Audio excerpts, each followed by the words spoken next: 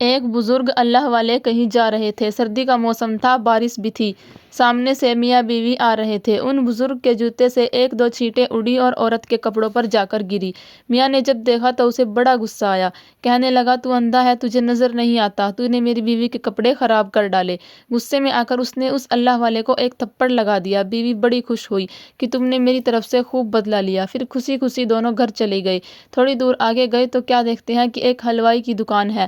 حلوائی نے سوچا تھا کہ آج سردی ہے، لہٰذا آج مجھے اللہ کا جو بھی بندہ سب سے پہلے نظر آئے گا، میں اس کو اللہ کے لیے گرم دودھ کا ایک پیالہ ضرور پلاؤں گا۔ اب وہ انتظار میں تھا۔ یہ بزرگ جب اس کے قریب سے گزرے تو اس نے بلایا، بٹھایا اور گرم دودھ کا پیالہ پیش کیا۔ سردی تو تھی، صحیح انہوں نے وہ گرم دودھ کا پیالہ پیا اور اللہ کا شکر ادا کیا۔ دکان سے باہر نکل کر آسمان کی طرف دیکھا اور کہا، واہ اللہ، تیری شان بھی کتنی عجیب ہے، کہیں تو مجھے تھپڑ لگواتا ہے اور کہیں مجھے گرم دودھ کے پیالے پلواتا ہے۔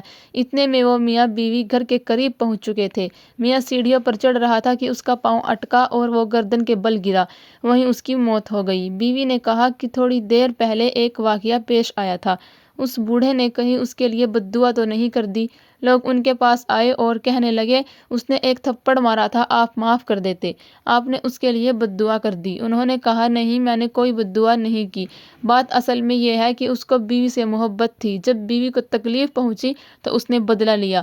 مجھ سے میرے پروردگار کو محبت تھی، جب مجھے تکلیف پہنچی تو میرے پروردگار نے بدلہ لے لیا۔ تو جب انسان اپنا معاملہ اللہ کے سپرد کرتا ہے تو اللہ تعالیٰ بدلہ لے لیا کرتا ہے۔ سبحان اللہ۔